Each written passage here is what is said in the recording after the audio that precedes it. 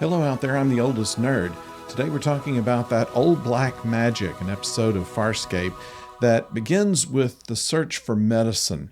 It seems that Rigel has a flu-like disease that has him suffering, not that much really, but he does make a big show of it. So they go down to this commerce planet that appears to be ruled by a creature that feeds on negative energy. It's not long until Crichton is transported into an alternate reality by what appears to be an old man who knows more about him than anyone. The old man offers Crichton the ability to do just about anything, except, of course, to find his way home, and suggests perhaps that he would like to be able to talk to Balar Crace, and explain that his accident with Crace's brother actually was just that, an accident. It was at this point that the old man revealed himself as Maldus, the aforementioned being that's in control of this commerce planet. He appears to take people and nourish himself off their pain and eventual death. Now, Zan is worried about Crichton and at first wants to just see what can be done to rescue him, but finds out that with all the damage that Maldus has done to this planet and could do to anyone that's ever been there, that's something that needs more substantial measures to be done. Zan has met Liko, who was a priest of some description at one time, now just a merchant, but almost completely depleted of any of his powers. He claims that he could combine his abilities with Zan's and that they might be able to defeat Maldus. The only problem is that Zan would have to be able to kill rather than her lifelong training to be a healer.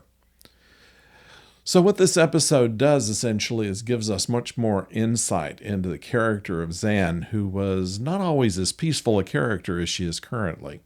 In fact, her early years, she was quite the savage, and it was only through working her way up to the 9th level of Paul that she was able to overcome it, and has a quite difficult time of reaching this part of her, and in fact fears tapping into her buried feelings. Yet the future of the planet and the ability to rescue Crichton take precedent on this, and so she makes the attempt.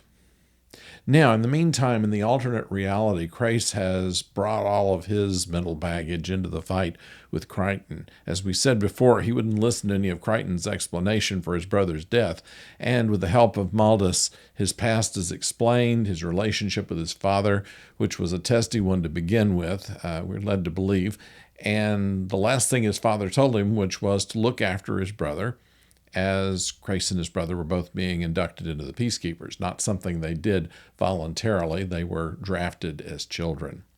Still, great honor being there, and both of them work their way up through the ranks. Finally, Crace is made captain, and his brother was serving under him about the time that Crichton comes into the story. So the brother's death was more than a sentimental thing to Crace, rather a duty that he had promised to his father, that he would keep his brother safe, and obviously that did not happen. And it's Crichton's fault, and it doesn't matter if Crichton had a primitive ship with no shields and no weapons, it was still his fault. We also find out some details of Hynerian funeral practices, in which Rigel considers Crichton dead and therefore decides that the words need to be said, although as he's saying them he realizes that he's not much of a friend, he's not very much missed, and Rigel probably wouldn't want to share the same afterlife with Crichton, so he kind of leaves it at that and proceeds to the next part of the ritual, which of course is to take everything valuable from him. There's no mystery that Crichton gets away and that Zan is able to release her dark side in order to be able to dissipate Maldus. He can always come back, by the way. But unfortunately, putting that demon back into the bottle is easier said than done, as Crichton finds out in the last scene of the show, where Zan lashes out at him. Obviously, she doesn't want to be this way. When Erin compliments her on being quite the warrior, she's instead quite insulted.